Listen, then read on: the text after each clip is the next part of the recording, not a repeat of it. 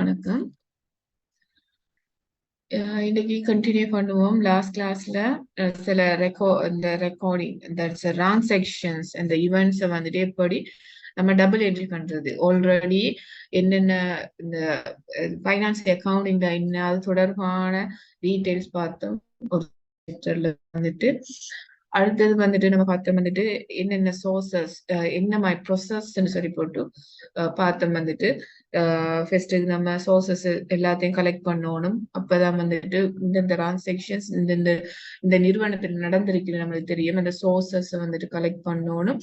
அடுத்தது வந்துட்டு primary entry புக்ஸ்ல வந்துட்டு முதன்மை ஏட்டுல வந்துட்டு பதிவு செய்யணும்.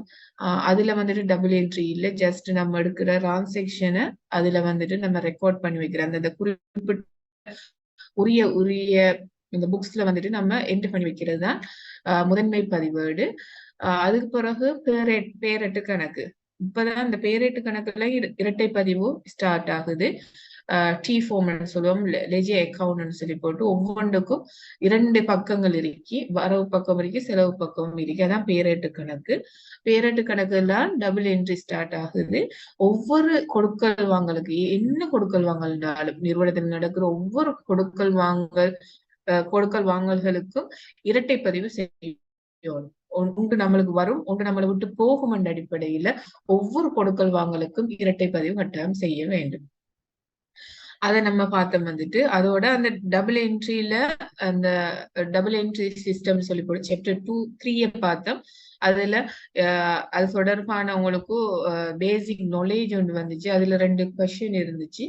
2 கொஸ்டினுக்கான ஆன்சரை நான் அனுப்புறேன்னு சொன்னேன். கொஸ்டினுக்கான ஆன்சர் நான் ப்ரிப்பேர் பண்ணி வச்சிருக்கிறேன். ஒரு கொஸ்டினுக்கு எக்ஸாம்பிள் 1க்கு ப்ரிப்பேர் பண்ணி வச்சிருக்கிறேன்.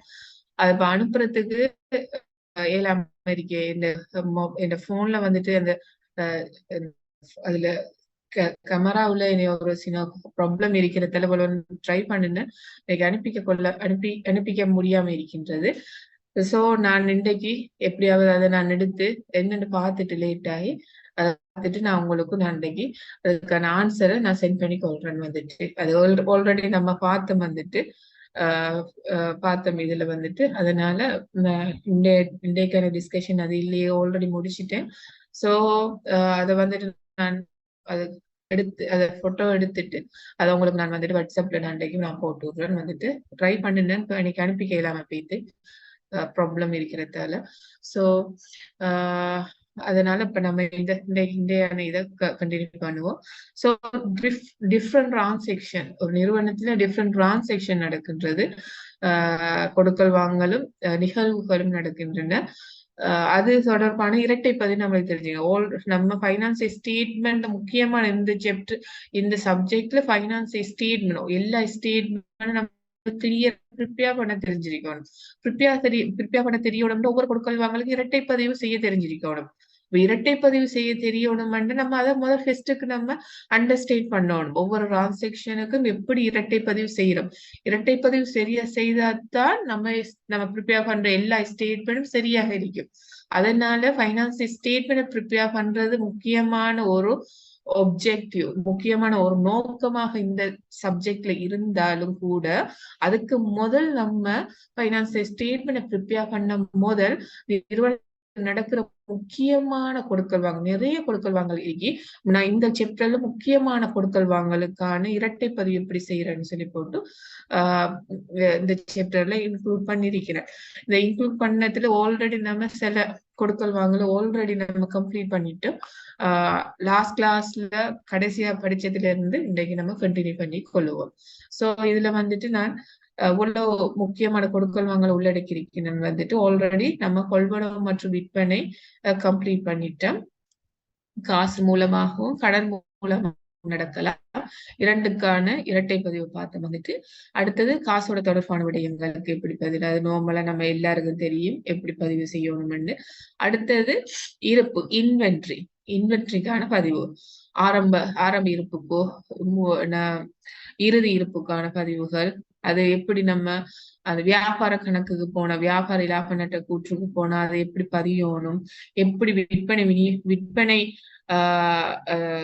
காஸ்ட் ஆஃப் குட்ஸ் சோல், விற்பனை கிரயத்தை எப்படி கால்குலேட் பண்ணணும், அது ஊடாக க்ராஸ் ப்ராஃபிட், மொத்த இலாபத்தை எப்படி கால்குலேட் பண்றோம்னு சொல்லிட்டு அதை டீடைல்ஸா அழகா பார்த்தோம் வந்துட்டு. அதோட 4வது தொட்டுணரக்கூடிய நடைமுறை அல்லா சொத்தையும் நம்ம ஜஸ்ட் சில விடயங்களை பார்த்தோம். அந்த சில விடயங்கள் நடைமுறை அல்லா சொத்துண்ட நீண்ட காலம் பாவிக்கக்கூடிய, ஒரு வருடத்துக்கு மேற்பட்ட அதோட பாவனை இருக்கும். அதுக்கு வந்துட்டு ஆயுள் காலம் இருக்கின்றது, எவ்வளவு காலம் பாவிக்கலாம் இருக்கிறது. அதுதான் வந்துட்டு நடைமுறை அல்லா சொத்துக்கள். அடிக்கடி மாறாது, அது நீண்ட காலம் அந்த சொத்தை நம்ம பயன்படுத்தலாம், ஒரு வருடத்துக்கு மேற்பட்டது. சோ அது வந்துட்டு நடைமுறை அல்லா சொத்துக்கள் சொல்லுவோம். நடைமுறை சொத்துன்னு சொல்றது ஒரு வருடத்துக்கு குறைந்த ஆயுள கொண்டது, அடிக்கடி மாறக்கூடியதுதான் நடைமுறை சொத்து. இது நடைமுறை அல்லா சொத்துண்டா நான் கரண்ட் அசட்ஸ்ன்னு சொல்லுவோம். இது வந்துட்டு நீண்ட கால பாவிக்கக்கூடியது. இதுக்கு பயன் தரும் ஆயுள் காலம் இருக்கின்றது. ஒரு 5 வருடம் பாவிக்கலாம், 10 வருடம் பாவிக்கலாம் என்று ஆயுள் காலம், ஒரு வருடத்துக்கு மேற்பட்ட ஆயுள் காலத்தை கொண்டதுதான் நடைமுறை அல்லா சொத்துக்கள். சோ அதை பாவிக்கும் பொழுது, ஒரு வருடத்துக்கு மேல பாவிக்கும் பொழுது அந்த ஒவ்வொரு வருடமும் தேய்வடையும். ஒரு எக்ஸாம்பிள், இயந்திரத்தை வச்சிருந்தோம்டா, இல்லாடி வந்துட்டு ஒரு வாகனத்தை வைத்திருந்தோம்டா, இதெல்லாம் ஒரு வருடத்துக்கு மேற்பட்ட பாவனை தானே. அதனால அதை பயன்படுத்த ஒவ்வொரு காலமும், ஒவ்வொரு நாளும், அல்லது ஒவ்வொரு மாதம், அல்லது ஒவ்வொரு வருடமும் அதுக்கு தேய்ந்துட்டே போகும். அதுல பெருமதி குறைஞ்சிட்டே போகும்.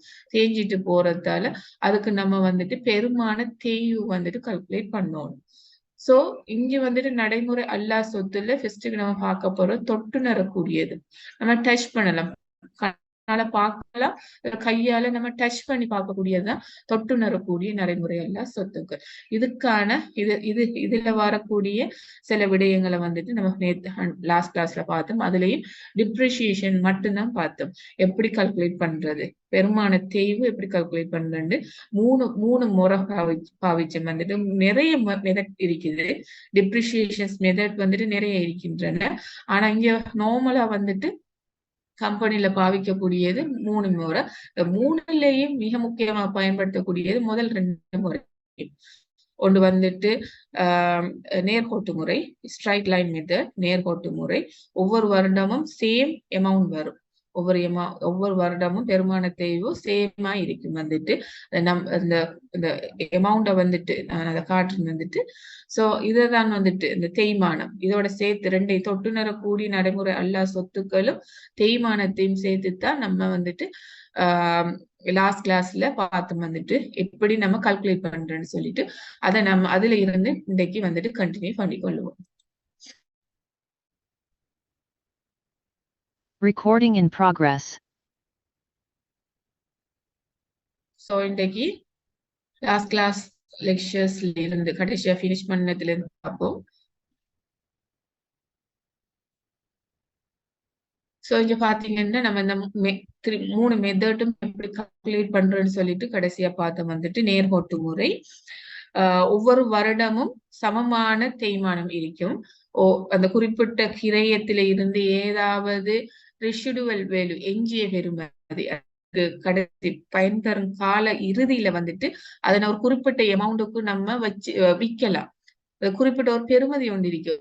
5 வருட இறுதியில வந்து 5 வருட பயன்பாட்டு காலம் இருந்துச்சுன்னா 5 வருட இறுதியில வந்து அந்த சொத்தை வந்துட்டு ஒரு குறிப்பிட்ட சின்ன ஒரு அமௌண்ட்டுக்கு நம்ம வித்து ஒரு பெறுமதியை எடுத்துக்கொள்ளலாம்டா அது ஒரு எஞ்சிய பெறுமதி. அதை வந்துட்டு அந்த கொஸ்டில இருந்து கழிக்கணும். கழிச்சு வார அமௌண்ட்டுக்கும் எவ்வளவு கால பாவனை இருக்கு, யூஸ்ஃபுல் லைஃப் டைம் எவ்வளவு வந்துட்டு அந்த சொத்தால அதால பிரிச்ச ஒவ்வொரு வருடமும் அமௌண்ட் வரும். அப்ப சோ நம்பர் ஆஃப் யூஸ்ஃபுல் லைஃபால பிரிச்சமெண்ட, பயன் தரும் ஆயுள் காலத்தால பிரிச்சமெண்ட ஒவ்வொரு வருடமும் சேம் அமௌண்டா வரும். சோ இத வந்துட்டு நேர்கோட்டு முறைன்னு சொல்லுவோம். அடுத்தது குறைந்து செல்லும் நீதி முறைன்ற ஒவ்வொரு வருடமும் பெருமான தேய்வு குறைந்துட்டே போகும். ஆல்ரெடி செய்த பெருமான தேய்வு கழித்துத்தான் அடுத்த வருடம் காணணும். சோ இங்க வந்துட்டு பயன் தர ஆயுள் காலத்தால பிரிக்கிறல்ல, இது வந்துட்டு ஒரு பெர்சன்டேஜ் ஒன்று இருக்கு. டிப்ரிசியேஷன் ரேட் வந்துட்டு இருக்கு. 10% டிப்ரிசியேஷன் அல்லது 20% டிப்ரிசியேஷன் சொல்லி போட்டு டிப்ரிசியேஷன் ரேட் இருக்குது. அந்த ரேட்டை யூஸ் பண்ணித்தான் நம்ம பெருமானத்தை கால்குலேட் பண்ணணும். இது குறைந்து செல்லும் மீதி. குறைந்து செல்லும் மீதி ஆல்ரெடி செய்த டிப்ரிசியேஷனை கழித்து மிச்சமா இருக்கிற அமௌண்ட்டுக்கு அந்த பெர்சன்டேஜ் பார்த்து அந்த குறிப்பிட்ட ஆண்டுக்கான தேவை வந்துட்டு கால்குலேட் பண்ணணும். சோ இது வந்துட்டு ஒவ்வொரு வருடமும் குறைந்து செல்லும். ஏன்னா உற்பத்தி திறன், உற்பத்தி அந்த இயந்திரத்தின் ஊடாக ஒரு சொத்தால கிடைக்கக்கூடிய உற்பத்தியின் விலை திறன் வந்துட்டு குறைந்து செல்லும் காரணத்துல ஆல்ரெடி ஸ்டார்ட்ல பாவிக்கும் பொழுது உற்பத்தி வந்து கூட இருக்கும். அந்த இயந்திரத்தை தொடர்ச்சியா பாவிச்சுட்டு போகும் பொழுதோ அந்த குறிப்பிட்ட சொத்துட உற்பத்தி வந்துட்டு குறைந்து செல்லும். நார்மலா நம்மளுக்கு தெரியும் குறைந்து செல்லும். அந்த குறைந்து செல்லும் காரணத்தினால பெருமான தேய்வும் வந்துட்டு ஒவ்வொரு வருடமும் குறைந்து செல்லும். சோ இது வந்துட்டு குறைந்து செல்லும் மீதி பெருமான தேய்வு முறை. அடுத்து உற்பத்தி அலகுகள் முறை. எவ்வளவு நம்ம உற்பத்தி செய்யறோமோ அதுக்கேற்ற மாதிரி குறிப்பிட்ட பெருமான தேய்வை கால்குலேட் பண்றது. அதுக்கான ஈக்குவேஷனும் வந்துட்டு ஆல்ரெடி நான் விளங்கப்படுத்திருக்கிறேன்.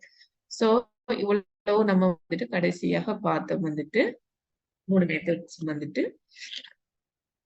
இன்றைக்கு நம்ம வந்துட்டு பெருமான தேய்வு கான கணக்கீடு எப்படி அக்கௌண்ட்ஸ் வந்துட்டு அக்கௌண்டிங் எப்படி நம்ம பெருமான தேய்வுக்கு நம்ம செய்யறோம்னு சொல்லிப்பட்டு பார்ப்போம் வந்துட்டு. பெருமான தேய்வு நம்ம 3 முறையில இங்க வந்துட்டு பார்த்தோம். நிறைய மெத்தட் இருக்குது. 3 மெத்தட்டை வந்துட்டு இந்த சாப்டர்ல மெயினா இன்க்ளூட் பண்ணிருக்கு. நான் ஒரு கணக்கை நம்ம எடுத்துக்கொண்டோம்னா உங்களுக்கு கிளியரா தெரிஞ்சிருக்கணும் என்ன பெருமான தேய்வை யூஸ் பண்றாங்க. அந்த கம்பெனி வந்துட்டு டிஃப்ரெண்டான பெருமான தேய்வு யூஸ் பண்ணுவாங்க. ஒரு குறிப்பிட்ட கணக்கு உங்களுக்கு தரப்படும் சந்தர்ப்பத்தில் அதுல அழகா ரீட் பண்ணி அந்த குறிப்பிட்ட கம்பெனில வந்துட்டு பயன்படுத்துற பெருமான தேய்வு மெத்தட் என்னன்னு அழகா கண்டுபிடித்து அதுக்கேற்ற மாதிரி கால்குலேஷன் பண்ணிக்கொள்ள வேண்டும். சோ அதுக்கு ஒரு பெருமான தேய்வை கால்குலேட் பண்ணினதுக்கு பிறகு அதுக்கான இரட்டை பதிவு எவ்வாறுண்டா 2 மெத்தட்ல செய்யலாம்.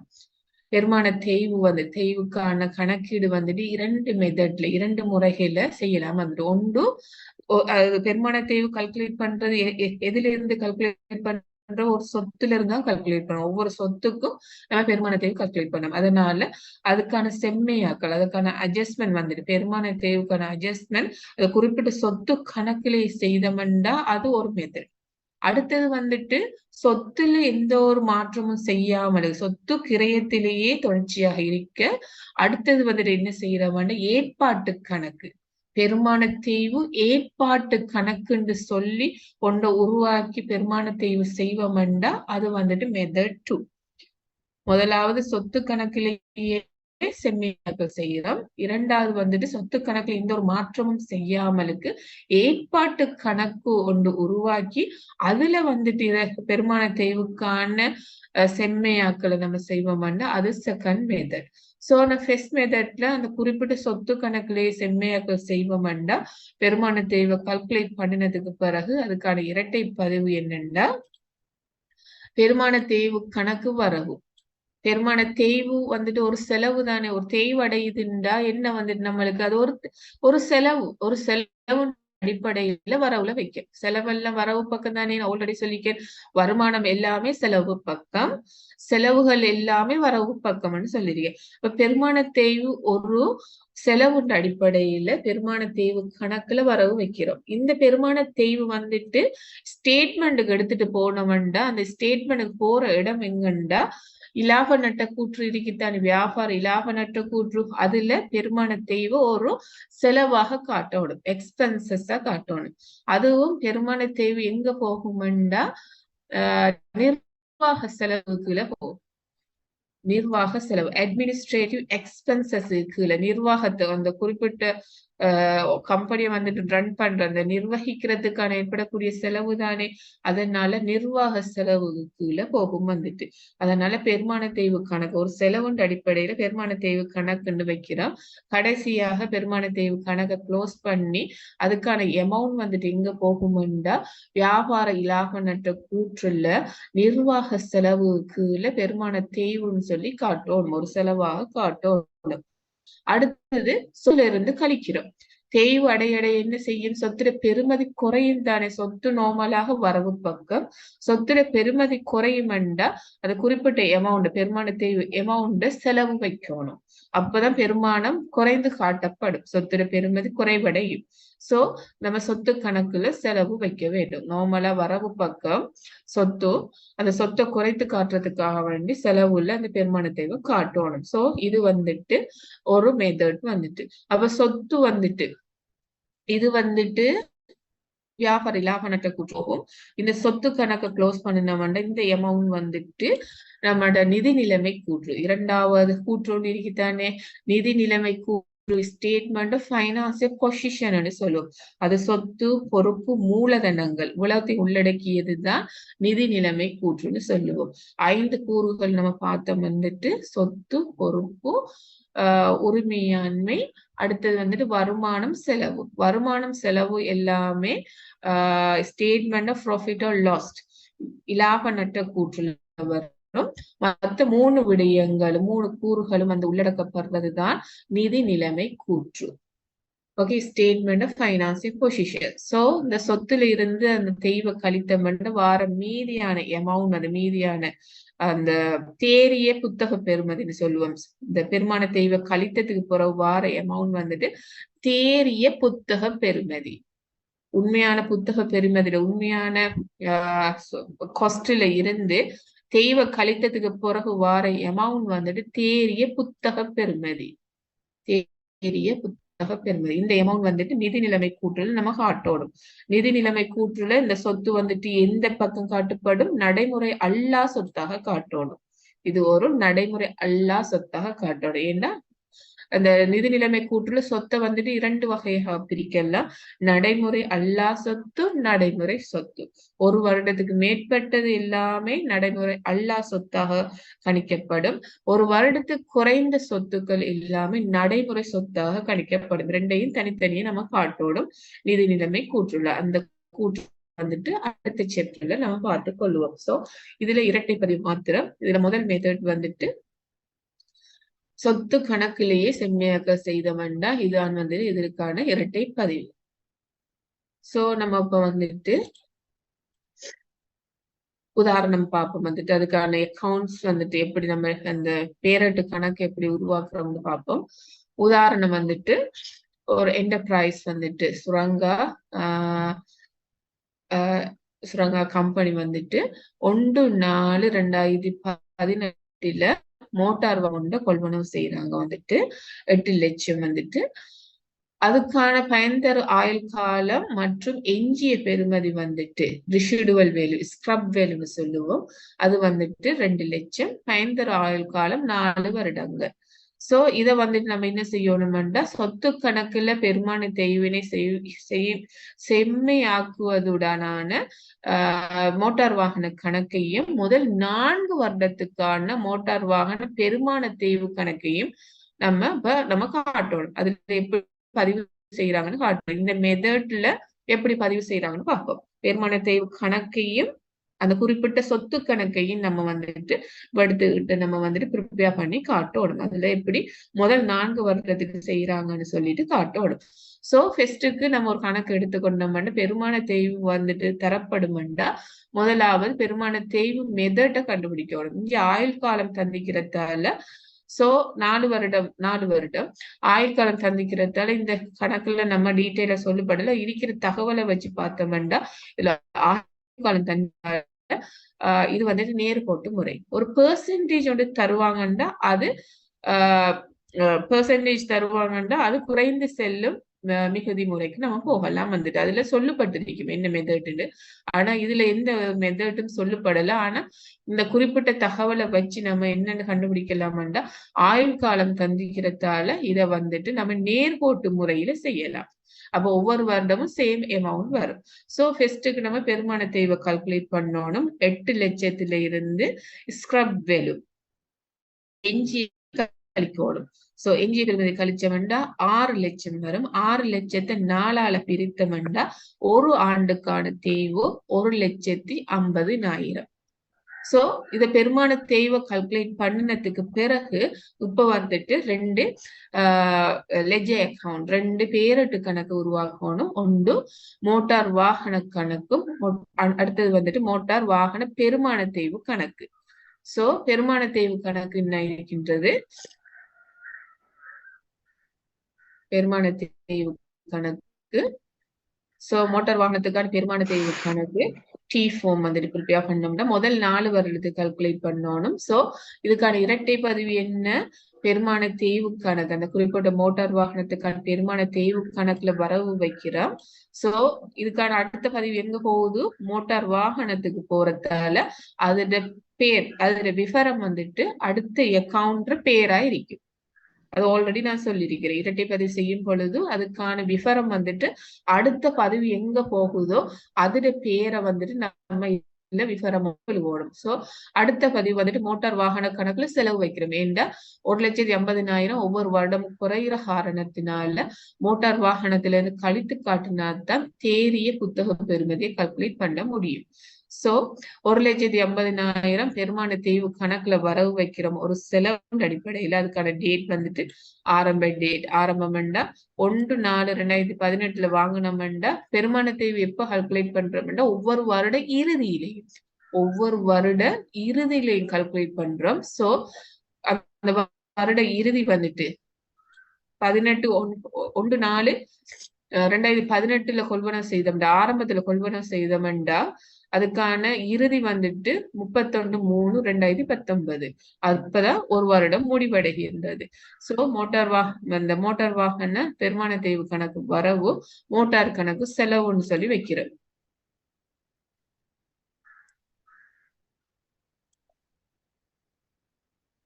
மோட்டார் வாகன கணக்கு வரவு, மோட்டார் வாகன பெருமான தேய்வு கணக்கு வரவு, மோட்டார் வாகன கணக்கு செலவுன்னு சொல்லி வைக்கிறோம். மோட்டார் வாகன கணக்குல வரவு ஆல்ரெடி வச்சிருக்கிறோம். என்னண்டா மோட்டார் வாகனத்தை கொள்வனவு செய்து எவ்வளவு கொள்வனவு செய்திருக்கிறோம், 8 லட்சத்துக்கு. அப்ப மோட்டார் வாகன கணக்குல வரவுள்ள லட்சம் அடுத்த பதிவு எங்க போகுதுன்னு காசு. ஏன்டா மோட்டார் வாகனத்தை வாங்கினோம்னா இரட்டை பதிவு என்ன, மோட்டார் வாகன கணக்கு வரவு, காசு கணக்கு செலவு. காசு நம்மளை விட்டு போறதுல காசு கணக்கு செலவு. ஆனா இங்க ரெண்டு பேரடு கணக்கத்தை உருவாக்க சொல்லிருக்கு, மோட்டார் வாகனமும் தேய்வு கணக்கையும் உருவாக்க சொல்லிருக்கு. சோ மோட்டார் வாகனத்துல முதலாவது கொள்வனவு செய்ததுக்கான பதிவை வைக்கணும், அடுத்தது பெருமான தேய்வை வைக்கணும். சோ பெருமான தேய்வு 1,50,000 ரூபாய் குறையறதால மோட்டார் வாகனத்துல வந்து செலவுல பெருமான தேய்வுன்னு சொல்லி வைக்கணும். அந்த பதிவு பெருமான தேய்வு போறதால அதோட விவரம் வந்துட்டு பெருமான தேய்வு 1,50,000. சோ இது வந்துட்டு ஒரு வருடத்துக்கானது. அப்ப ஒரு வருடம் முடிய பெருமான தேய்வை வச்ச அதுல மிகுதியை கால்குலேட் பண்ணிட்டு அடுத்த வருடத்துக்கு போகணும்.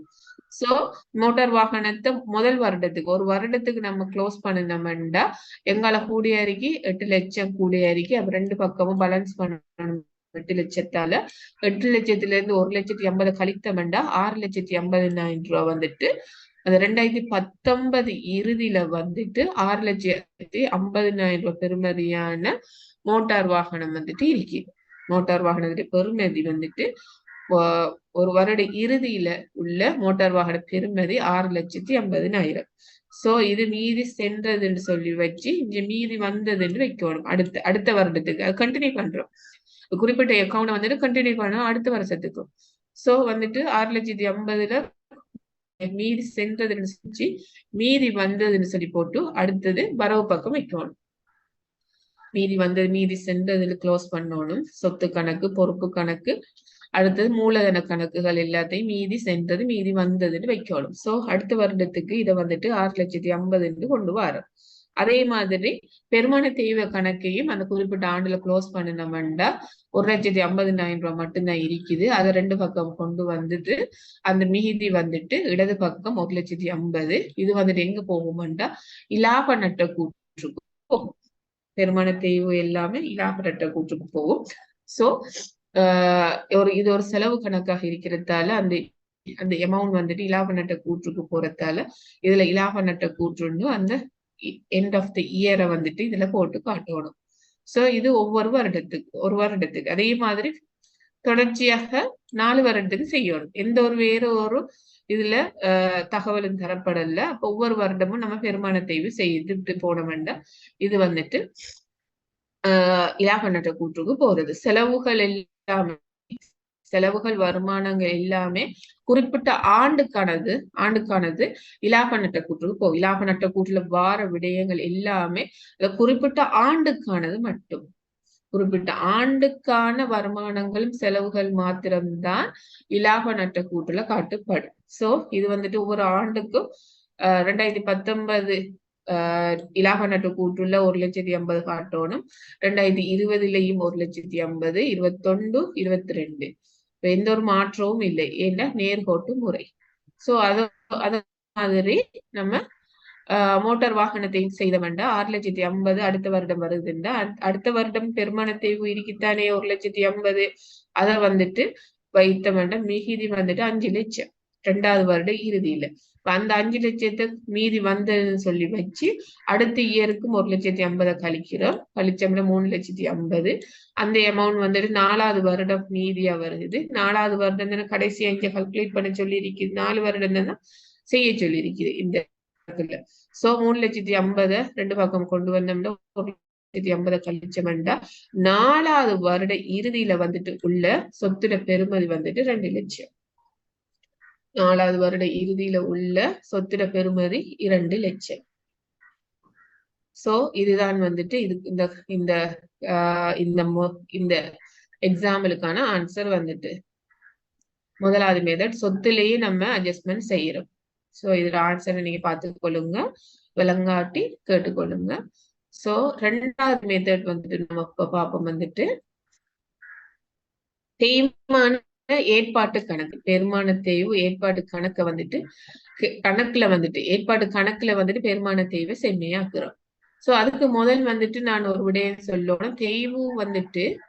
பெருமான தேய்வு எல்லாமே இலாப நட்ட கூற்றுக்கு போகும். அதுவும் நிர்வாக செலவு கீழே சொன்னேன் வந்துட்டு நிர்வாக செலவு கீழே பெருமான தேய்வை காட்டோடும். ஒரே ஒரு பெருமான தேய்வு வந்துட்டு ஒரு குறிப்பிட்ட பெருமான தேய்வு மட்டும் வந்துட்டு விற்பனை விநியோக செலவுகளை வரும். என்னன்னா இந்த மோட்டார் வாகனம் வந்துட்டு ஒரு விநியோகத்துக்காக ஒரு விற்பனை விநியோகம் யூஸ் பண்ணுவோம் வேண்டாம். பொருளை டிஸ்ட்ரிபியூஷன்ஸ் பண்றதுக்கு பொருளை விற்பனை செய்யறதுக்காக வேண்டி நம்ம ஒரு சொத்தை பயன்படுத்துவோம்டா அதுக்கான பெருமானத்தை வந்துட்டு விற்பனை விநியோக செலவுகளை வரும். மத்த எல்லாமே நிர்வாக செலவுக்குள்ள வரும். பெருமான தேய்வு நார்மலாக நிர்வாக செலவு வந்துட்டு ஆனா ஒரு குறிப்பிட்ட ஒரு சொத்து வந்துட்டு விற்பனை விநியோக செலவுக்குள்ள வரும். அது என்னன்னா ஒரு சொத்தை வந்துட்டு விற்பனை செய்யறதுக்கான பொருட்களை விற்பனை செய்யறதுக்காக நம்ம சொத்தை பயன்படுத்தினோம்டா அதுக்கான பெருமான தேய்வு வந்துட்டு நம்ம விற்பனை விநியோக செலவுக்குள்ள காட்டணும். ஃபார் அன் எக்ஸாம்பிள் மோட்டார் வாகனம் பைக்கை வந்துட்டு மோட்டார் பைக் என்னத்துக்கு யூஸ் பண்றோம்னா சேல் பண்றது பொருளை சேல் பண்றதுக்கு விற்பனை செய்யறதுக்கான பயன்படுத்துவோம்டா அதுக்கான பெருமான தேய்வு வந்துட்டு விற்பனை விநியோக செலவுக்குள்ள காட்டணும். ஒரு கட்டிடத்துக்கோ அல்லது ஏதாவது தளபாடத்துக்கோ வந்துட்டு பெருமான தேய்வு செய்வோம்டா அது நிர்வாக செலவுக்குள்ள வரும். சரியா? ஒரு சொத்தை வந்துட்டு விநியோகம் செய்யறதுக்கான பொருளை விற்பனை விநியோகம் செய்யறதுக்கான பயன்படுத்தினோம்டா அந்த சொத்துக்கான பெருமான தேய்வு வந்துட்டு விற்பனை விநியோக செலவுக்குள்ள வரும். சோ மோட்டார் வாகனத்துக்கான பெருமான தேவை எங்க காட்டணும்டா விற்பனை விநியோக செலவுக்குள்ள காட்டணும். இலாப நட்ட கூற்றுல விற்பனை விநியோக செலவுக்குள்ள காட்டணும். சோ இந்த விடயத்தை நீங்க விளங்கிக் கொள்ள வேண்டும். சோ இப்ப வந்துட்டு நம்ம பார்ப்போம் 2வது மெத்தட் பெருமான தேய்வு ஏற்பாட்டு கணக்குல செம்மையாக்கம் செய்தோம்னா சொத்துல எந்த ஒரு மாற்றமும் இல்லை. சொத்து வந்துட்டு எப்பயுமே கிரயத்திலேயே காணப்படும். இங்க வந்துட்டு ஏற்பாட்டு கணக்கை உருவாக்கி நம்ம பெருமான தேய்வை செய்யறோம். சோ இதுக்கான இரட்டை பதிவு வந்துட்டு பெருமான தேய்வு கணக்கு வரவு அதே மாதிரி தான் ஆல்ரெடி டெஸ்ட் மெத்தட்ல இருக்கிற மாதிரி பெருமான தேய்வு கணக்கு வரவு ஒரு செலவுன்ற அடிப்படையில அதை வரவு வைக்கிறோம் வந்துட்டு அந்த குறிப்பிட்ட கணக்குல. அதனால பெருமான தேய்வு கணக்கு வரவு செலவு வந்துட்டு இங்க சொத்து கணக்குன்னு உருவாக்காமலுக்கு இங்க வந்துட்டு செலவு பக்கம் என்ன வருதுன்னா பெருமான தேய்வுக்கான ஏற்பாட்டு கணக்கு. சோ இந்த ஏற்பாட்டு கணக்குல நம்ம வச்சதுக்கு பிறகு இதை நம்ம ஸ்டேட்மெண்ட்டுக்கு கொண்டு போனோம்டா பெருமான தேய்வு கணக்கை வந்துட்டு க்ளோஸ் பண்ணி எங்க கொண்டு போவோம் வந்துட்டு இலாப நட்ட கூற்று கொண்டு போவோம்.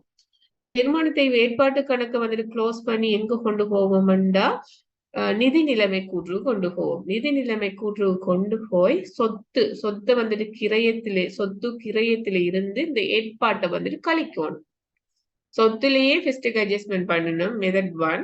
மெத்தட் 2 வந்துட்டு ஏற்பாட்டு கணக்கு உருவாக்கி ஏற்பாட்டு கணக்கு க்ளோஸ் பண்ணி குறிப்பிட்ட ஆண்டு இறுதியில வந்து க்ளோஸ் பண்ணி வார டோட்டல் அமௌண்ட் பேலன்ஸ் அமௌண்ட்டை வந்துட்டு சொத்துட கிரயத்திலிருந்து கழிக்கணும். என்னால் தேய்வு தானே, தேய்வை வந்துட்டு கழித்து வார அமௌண்ட்டை தான் வந்துட்டு நிதி நிலைமை கூற்றுல காட்டணும். ஸ்டேட்மெண்ட் ஃபைனான்சியல் பொசிஷன்ல வந்துட்டு அந்த குறிப்பிட்ட சொத்தை காட்டணும். அந்த ஏற்பாட்டை கழித்து தான் காட்டணும். சோ இது வந்துட்டு இதுக்கான இரட்டை பதிவு. சோ இது தொடர்பான ஒரு கணக்கை நம்ம பார்த்தோம்னா ஒரு கம்பெனில அதே டேட் வந்துட்டு 1/4/2018 4 லட்சத்துக்கு இயந்திரத்தினை கொள்வனம் செய்யறோம். சோ இதுல வந்துட்டு ஆயுள் காலம் வந்துட்டு 4 வருடங்களாம். ஆனா எஞ்சிய பெறுமதி எதுவும் இல்லை, ரிஷிடுவல் வேல்யூ வந்துட்டு எதுவும் இல்லை. சோ அதனால 4 லட்சத்தை 4ஆல பிரிக்கலாம். 4 லட்சத்தை 4ஆல பிரிச்சோம்னா ஒரு வருடத்துக்கு 1 லட்சம் பெருமான தேய்வு வரும்.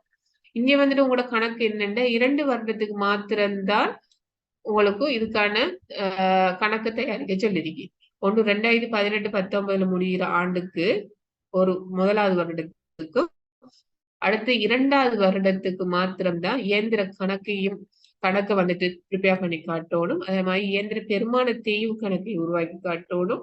அடுத்து இயந்திர பெருமான தேய்வுக்கான ஏற்பாட்டு கணக்கு, இது 2வது மெத்தடா இருக்கிறதால நம்ம இன்னொரு அக்கௌண்ட் என்ன உருவாக்கணும் வந்துட்டு பெருமான தேய்வு ஏற்பாட்டு கணக்கு. சோ உலகத்தை இந்த மூணு கணக்கை உருவாக்கி காட்டுறதுதான் இந்த உதாரணத்துல தேவை வந்துட்டு.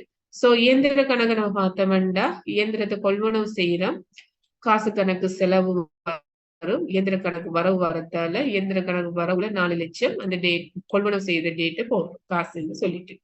சோ இந்த 2வது மெத்தட்ல அந்த குறிப்பிட்ட சொத்துல எந்த ஒரு மாற்றமும் இல்லதானே, அதே பெறுமதி தான் தொடர்ச்சியாக அடுத்த வருடம் ஒவ்வொரு வருடமும் தொடர்ச்சியா வரும். அந்த சொத்துல பெறுமதியில எந்த ஒரு மாற்றமும் செய்யாததுதான் 2வது மெத்தட். ஆனா நிதி நிலைமை கொண்டு போகும் பொழுது ஏற்பாட்டு அமௌண்ட்டை வந்துட்டு கழித்து காட்டணும். சோ இங்க வந்துட்டு கிரயத்திலேயே எப்போதும் இருக்கும் இந்த கணக்கு வந்துட்டு. சோ 4 லட்சத்தை க்ளோஸ் பண்ணணும்னா 4 லட்சத்தை அடுத்த வருடத்துக்கு கொண்டு செல்றோம். அடுத்த வருடத்துக்கு கொண்டு செல்வோம்டா அதே சேம் அமௌண்ட்டை வந்துட்டு பேலன்ஸ் பண்ணி அடுத்த வருடமும் அதே பெறுமதி தான், எந்த ஒரு மாற்றமும் இல்லை. சோ 4 லட்சம். சரியா? அடுத்தது பெருமான தேய்வு கணக்கை நம்ம உருவாக்கணும்னா 1 லட்சம், ஒரு வருடத்துக்கு 1 லட்சம் பார்த்தோம். அப்ப அதுக்கான இரட்டை பதிவு என்ன, இயந்திர பெருமான தேய்வு கணக்கு வரவு என்ன, அதுல பேர் வந்துட்டு பெருமான தேய்வு ஏற்பாட்டு கணக்குக்கு அடுத்த பதிவு போறதால அதுல விபரம் வந்துட்டு ஏற்பாட்டு கணக்கு. சோ பெருமான தேய்வு ஏற்பாட்டு கணக்குல செலவு வைக்கிறோம் 1 லட்சம். சோ இதுக்கான அந்த முதல் பதிவு எங்க போகுது, பெருமான தேய்வு கணக்குல அந்த டேட்டை நம்ம போடணும். ஒரு வருடம் இறுதியில வந்துட்டு ஃபர்ஸ்ட் இயர்ல இறுதியில வந்துட்டு கால்குலேட் பண்றோம். சோ இதை வந்துட்டு பதிவு செய்ததுக்கு பிறகு இதை க்ளோஸ் பண்ணணும். க்ளோஸ் பண்ணினோம்னா 2 பக்கம் கொண்டு போனோம்னா 1 லட்சத்து இதுல பெருமானம் வந்துட்டு எங்க போகுதுன்னா இலாப நட்ட கூற்றுக்கு போகுது. பெருமான தேய்வு தானே, செலவு கணக்கு வந்துட்டு எங்க போகும், இலாப நட்ட கூற்றுக்கு போகும். இதே மாதிரி அடுத்த வருடத்துக்கு கால்குலேட் பண்றோம். 2 வருடம் மாத்திரம் கால்குலேட் பண்ணி சொல்லி இருக்குது. சோ அடுத்த வருடமும் நம்ம அதுல ப்ரிப்பேர் பண்றோம் தொடர்ச்சியாக. சோ அடுத்தது வந்துட்டு இயந்திர பெருமானத்தை ஏற்பாட்டு கணக்கை பார்த்தோம்னா இதை க்ளோஸ் பண்ணணும்னா 2 பக்கம் கொண்டு போனோம்னா இந்த அமௌண்ட் வருது. ஏற்பாட்டு கணக்கு வந்துட்டு மீதி சென்றது மீதி வந்ததுன்னு கொண்டு போகணும். ஏற்பாடு வந்துட்டு ஒரு பொறுப்பு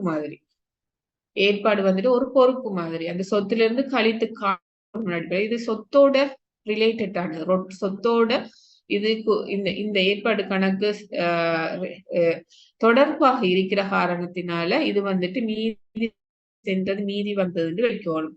ஒரு சொத்து பொறுப்பு மூலதனத்தை நம்ம எப்படி மீதி வந்தது மீதி சென்றதுன்னு பதிவு செய்யறோமோ அதே மாதிரி ஏற்பாட்டு கணக்கையும் மீதி சென்றது மீதி வந்ததுன்னு வைக்கணும். இது சொத்தோட ரிலேட் ஆகிருக்கிறதால அதோட இது ஏற்பாடுன்னு சொல்றது ஒரு பொறுப்புன்ற அடிப்படையில அதை வந்துட்டு மீதி சென்றது மீதி வந்ததுன்னு வைக்கணும். சோ இதை க்ளோஸ் பண்ணோம்னா 1 லட்சத்தை வந்துட்டு அடுத்த வருடத்துக்கு கொண்டு போறோம், மீதி வந்தது 1 லட்சம். அதே மாதிரி அடுத்த வருடத்துக்கான பெருமான தேவையும் பதிவு செய்யறோம் 1 லட்சம்.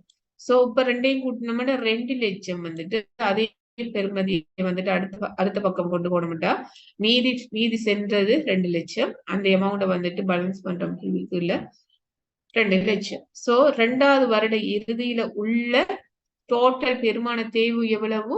2 லட்சம். இதுல வந்துட்டு பெருமான தேய்வு கணக்குல ஒவ்வொரு வருடத்துக்குமான தேய்வை காட்டுறோம். ஏற்பாட்டு கணக்கு வந்துட்டு அக்யூமுலேட் ஆகி போகுது, எட் பண்ணி போகுது. போன வருட பெருமான தேய்வோட இந்த வருட பெருமான தேய்வையும் கூட்டுறோம். அதே மாதிரி அடுத்த வருட பெருமான தேய்வை கூட்டுவோம். ஒவ்வொரு வருடமும் தேய்வு வந்துட்டு கூடிட்டே போகுது, அந்த எட் பண்ணிட்டே போகுது. இதை வந்துட்டு அக்யூமுலேட்டட்னு சொல்லுவோம். சேர்த்துட்டே போறோம். அது போன பெருமான தேய்வோட இந்த வருட பெருமான தேய்வை கூட்டிட்டு போறோம். ஏன் கூட்டிட்டு போறோம்னா டோட்டல பெருமான தேய்வை கண்டமண்டா தான் அதை சொத்துல இருந்து கழிக்கலாம்.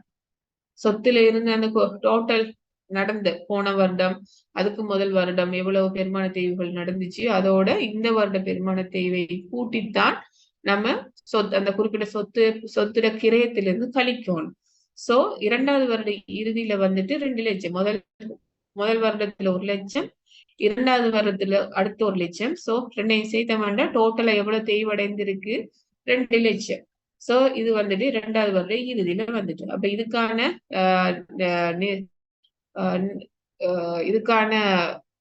நிதி கூற்ற நம்ம ப்ரிப்பேர் பண்ணோம்னா இந்த 1 லட்சம் வந்துட்டு ஒவ்வொரு வருடமும் விற்பனை இலாப நட்ட கூற்றுல காட்டுறோம். இலாப நட்ட கூற்றுல அட்மினிஸ்ட்ரேட்டிவ் எக்ஸ்பென்சஸ் இதுல காட்டுறோம் இயந்திர பெருமான தேய்வு.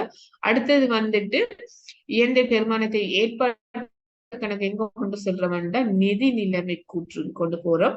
குறிப்பிட்ட இயந்திரத்துல சொத்துல பெருமதியில இருந்து 4 லட்சத்தில இருந்து இந்த பெருமானத்தை ஏற்பாடு கணக்கு கழிக்கிறோம். 4 லட்சத்தில இருந்து டோட்டலா எவ்வளவு பெருமான தேய்வடைந்திருக்கிறது?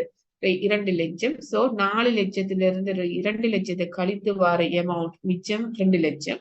இந்த 2 லட்சம் தான் வந்து 4 லட்சம் மைனஸ் 2 லட்சம். மிகுதியா உள்ள அமௌண்ட் வந்துட்டு 2 லட்சம். அந்த 2 லட்சம் தான் வந்துட்டு நம்மட நிதி நிலைமை கூற்றுல வரும். நிதி நிலைமை கூற்றுல வரும். சோ இதுதான் வந்துட்டு இதுக்கான இரட்டை பதிவு. இரட்டை பதிவு தெரிஞ்சுக்கணும். ஒவ்வொரு பதிவுகளும் எந்தெந்த நிதி கூற்றுக்கு போறன்னு தெரிஞ்சிருக்கணும். சோ இதுதான் வந்துட்டு இதுல பதிவு வந்துட்டு. சோ இதுல தேய்மானம் வந்துட்டு எங்க போகும்? நிர்வாக செலவுக்கு காட்டப்படும். ஏதாவது ஒரு சொத்து வந்துட்டு விற்பனை விநியோகம் செய்யறதுக்காக பயன்படுத்தப்படுமெண்டா அது வந்துட்டு விற்பனை விநியோக செலவுக்குள்ள காட்டணும். தெய்வ வந்துட்டு விற்பனை விநியோக செலவுக்குள்ள காட்டணும். ஃபார் எக்ஸாம்பிள் மோட்டார் வாகனம், அது வந்துட்டு விற்பனை விநியோகத்துக்கான யூஸ் பண்றதால அதை வந்துட்டு அதுக்கான தெய்வம் வந்துட்டு விற்பனை விநியோக செலவுக்குள்ள காட்டணும். அடுத்தது வந்துட்டு அந்த பெருமான தேய்வு கல்குலேஷன்ல இன்னொரு விடயத்தை நம்ம விளங்கி கொள்ளணும். வந்துட்டு குறிப்பிட்ட ஆண்டு காலத்துல குறிப்பிட்ட கணக்கீட்டு காலத்துல குறிப்பிட்ட அக்கௌண்டிங் பீரியட்ல வந்துட்டு இடையில வந்துட்டு ஒரு நடுவுல வந்துட்டு சொத்தை வாங்குறோம். ஒரு குறிப்பிட்ட ஆண்டு நடந்துட்டு போற அந்த ஆண்டுல ஆரம்பத்துல வாங்கல. குறிப்பிட்ட ஆண்டு ஆரம்பத்துல சொத்தை வாங்காம இருக்கு. அந்த குறிப்பிட்ட ஆண்டு நடந்துட்டு போகல இடையில வந்துட்டு சொத்தை வாங்கணும்டா அதுல பெருமான தேய்வை எப்படி கால்குலேட் பண்றோம்னு சொல்லிட்டு பார்க்கணும். பெருமான தேய்வுக்கான இரட்டை பதிவு எல்லாம் சேம் தான். ஆனா கால்குலேஷன் எவ்வளவு டோட்டலா தேய்மானம் அடைந்திருக்கிறத மட்டும்தான் நம்ம கால்குலேட் பண்ணணும். மத்த எல்லா செயற்பாடுகளும் சேம். அதுக்கான தேய்வுகள் வந்துட்டு தேய்வுல வந்துட்டு எந்த ஒரு எஃபெக்டும் இல்லை. தேய்மானம் அடையிற அந்த நம்பர்ஸ், அந்த குறிப்பிட்ட அமௌண்ட் இருக்கிட்டானே அதை வந்துட்டு கால்குலேட் பண்ண சரியா தெரிஞ்சிருக்கணும். ஒரு நடுப்பகுதியில வாங்கினோம் வேண்டாம். குறிப்பிட்ட ஆண்டு நடந்துட்டு இருக்குது, ஒரு மூணு மாசம் முடியறதுல வாங்குறோம், இல்ல 4 மாசம் முடிய வாங்கினோம்டா மிச்சமா எவ்வளவு காலத்துக்கு நம்ம அந்த குறிப்பிட்ட அக்கௌண்டிங் பீரியட்ல எவ்வளவு காலம் வந்துட்டு அந்த சொத்தை நம்ம பயன்படுத்துறோமோ அவ்வளவு வந்துட்டு பெருமான தீவை கால்குலேட் பண்ணணும். இங்க வந்துட்டு சிம்பிளா நான் போட்டிருக்கிறேன். ஒரு குறிப்பிட்ட சொத்து வந்துட்டு 2 லட்சம். ஒரு குறிப்பிட்ட சொத்து 2 லட்சம் 10 வருட ஆயுள் காலத்தை கொண்டிருக்கிறதால ஒரு வருடத்துக்கான பெருமான தேய்வு 20,000. ஒரு வருடத்துக்கான பெருமான தேய்வு 20,000. இந்த சொத்தை வந்துட்டு எப்ப வாங்குறோம்டா ஃபர்ஸ்ட் ஆஃப் ஜூலைல வாங்குறோம். அது குறிப்பிட்ட ஆண்டு வந்துட்டு முடிவடையுது எப்பண்டா 31/3 7ஆம் மாசம் வாங்குறோம். 7ஆம் மாசம் ஃபெஸ்ட்ல வாங்குறோம். ஆனா குறிப்பிட்ட ஆண்டு வந்துட்டு எப்ப முடியுதுன்னா மார்ச் 31 முடியுது. அப்ப இது ரெண்டுக்கும் இடையில எவ்வளவு காலம் பாவிச்சிருக்கிறோம்? ஜூலைல வாங்குறோம், 31/3 முடியுது வருடம். அப்ப இவ்வளவு காலத்துக்கும் இந்த வாங்கினத்துக்கும் அந்த ஆண்டு இறுதிக்குமான காலம் எவ்வளவு காலம் நம்ம இந்த சொத்தை பயன்படுத்தி இருக்கிறோம்? 9 மாதம். 9 மாசம் 9 months வந்துட்டு இந்த குறிப்பிட்ட சொத்தை பயன்படுத்தி இருக்கிறோம். அப்ப எவ்வளவு காலத்துக்கு பெருமான தேவை கால்குலேட் பண்ணணும்? 9 மாதம் மாத்திரம். சோ ஒரு வருடத்துக்கு 2,20,000 ஒரு வருடத்துக்கான பெருமான தேய்வு 20,000 அப்ப 9 மாசத்துக்கு எவ்வளவுன்னு கால்குலேட் பண்ணணும். இது வந்துட்டு 12 மாசத்துக்கான 20,000 ரூபாய் வந்துட்டு 12 மாசத்துக்கானது. 12 மாசத்துல 9 மாசம் எவ்வளவுன்னு பார்த்தோம்னா 15,000. எவ்வளவு காலம் பயன்படும் நடுப்பகுதியில வாங்கினோம்டா ஒரு குறிப்பிட்ட அக்கவுண்ட் பீரியட் நடந்துட்டு இருக்கும் பொழுது இடையில சொத்தை வாங்கினோம்டா அந்த வாங்கினத்துல இருந்து அந்த வருடம் எப்ப முடியுதோ அவ்வளவு காலத்துக்கு மாத்திரம் பெருமான தேர்வை கால்குலேட் பண்ணி அதுக்கான இரட்டை பதிவை நம்ம செய்யணும். சோ இது 9 மாதம் பாவிச்சதால இது 9 மாதத்துக்கு கால்குலேட் பண்ணோம்னா 15,000 ரூபாய். சோ இதுக்கான இரட்டை பதிவு நார்மலா ஆல்ரெடி நம்மளுக்கு தெரியும். அதை பதிவு செய்யணும். இது மேலதிகமான இன்ஃபர்மேஷனை நான் இதுல இன்க்ளூட் பண்ணியிருக்கிறேன்.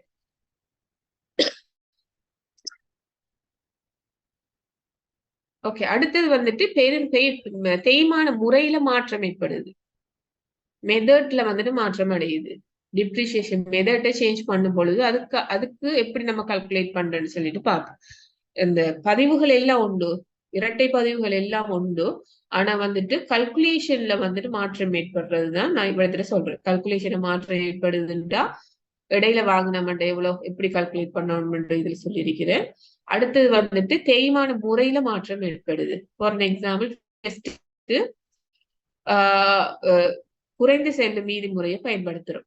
அதுக்கு பிறகு குறிப்பிட்ட ஆண்டு பாவிச்சதுக்கு பிறகு 2 வருஷமா 3 வருஷமா பாவிச்சதுக்கு பிறகு இப்போ கம்பெனில வந்து டிசிஷன் எடுக்கிறாங்க, குறைந்து செல்லும் மீதி முறை வேணாம், நம்ம ஸ்ட்ரைட் லைன் மெத்தடுக்கு மாறுவோம். சில காரணத்துக்காக வேண்டி நம்ம நேர்கோட்டு முறைக்கு மாறுவோம்னு சொன்னா அதுக்கான கல்குலேஷன் எப்படின்னு சொல்லி பார்ப்போம்.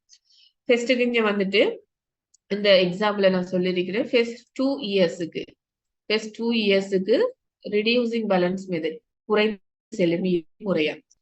அதுக்கு பிறகு மீதியா இருக்கிற வருடத்துக்கு 3வது வருடத்துல இருந்து 2 வருடம் பாவிச்சதுக்கு பிறகு 3வது வருடம் தானே, 3வது வருடத்துல இருந்து 5 வருடம் ஆயுள் காலம் வந்துட்டு 5 வருடம் எடுங்க. இந்த குறிப்பிட்ட சொத்துல ஆயுள் காலம் வந்துட்டு 5 years எடுத்தோம்னா 3வது வருட ஆரம்பத்துல இருந்து 5வது வருட இறுதி வரைக்கும் எந்த மெத்தட் யூஸ் பண்றாங்களாம்? Straight line method. சோ இது வந்துட்டு தேய்மான முறையில மாற்றம் ஏற்படும் பொழுது கல்குலேஷன் மட்டும்தான் மாறும். நம்ம இதுக்கான இரட்டை பதிவு நம்ம ஆல்ரெடி நம்ம செய்யற மாதிரி செஞ்சா சரி. சோ ஃபார் எக்ஸாம்பிளுக்கு 1 லட்சம் பெறுமதியான ஒரு சொத்தொண்டுக்கு நம்ம இப்ப வந்துட்டு பெருமானத்தை யூஸ் செய்யறோம். இந்த ரிடியூசிங் பேலன்ஸ் மெத்தட் யூஸ் பண்றோம், குறைந்து செல்லும் மீதி முறை. சோ 40% டிப்ரிசியேஷன் ரேட் வந்துட்டு பெருமான தேய்வு வீதம் வந்துட்டு 40 வீதம். சோ 1 லட்சத்துக்கு 40 பார்த்தோம்னா 40,000 ஃபர்ஸ்ட் இயருக்கு. 2வது வருடத்துக்கு குறைந்து செல்லும் மீதி முறைனா என்ன? கிரயத்திலிருந்து ஆல்ரெடி செய்த பெருமான தேய்வை கழித்து வர அமௌண்ட்டுக்குத்தான் அடுத்த பெர்சன்டேஜ் பார்க்கணும்.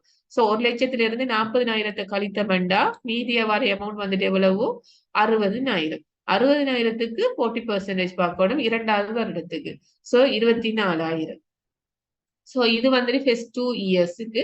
அதுக்கு பிறகு என்ன செய்யறாங்க? மெத்தட்டை வந்துட்டு மாற்றம் செய்யறாங்க, straight line method.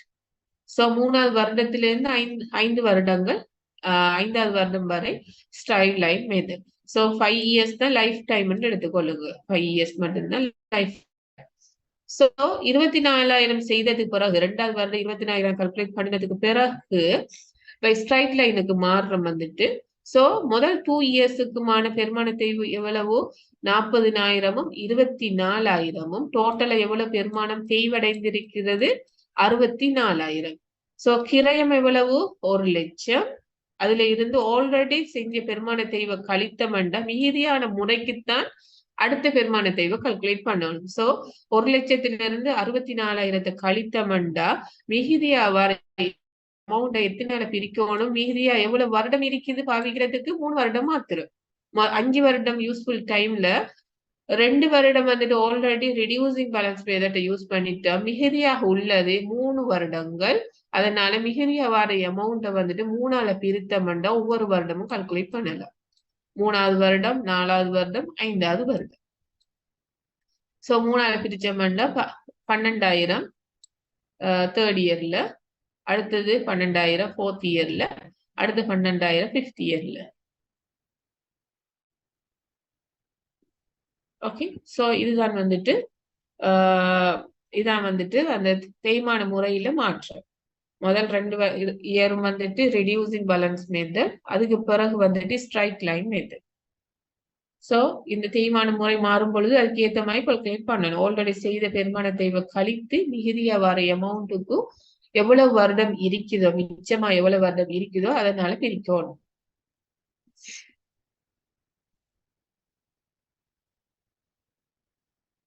Okay, so இதுகள் வந்துட்டு சில டிஃப்ரெண்டா வரக்கூடியது. அதை வந்துட்டு நோட் பண்ணி எடுத்துட்டு நான் காட்டியிருக்கிறேன். சோ ஒரு நிலையான சொத்தை எடுத்துக்கொண்டோம்னா, நடைமுறை அல்லா சொத்தை எடுத்துக்கொண்டோம்னா அதோட டிப்ரிசியேஷன் கால்குலேட் பண்ண தெரிஞ்சிருக்கணும், அதுக்கான இரட்டை பதிவு தெரிஞ்சிருக்கணும் வந்துட்டு. அதே மாதிரி சில சேஞ்சஸ்கள் ஏற்படும் பொழுது, அதோட பாலிசிஸ்ல மாற்றம் ஏற்படும் பொழுது அதுக்கான கால்குலேஷன் இப்படி தெரிஞ்சிருக்கணும்.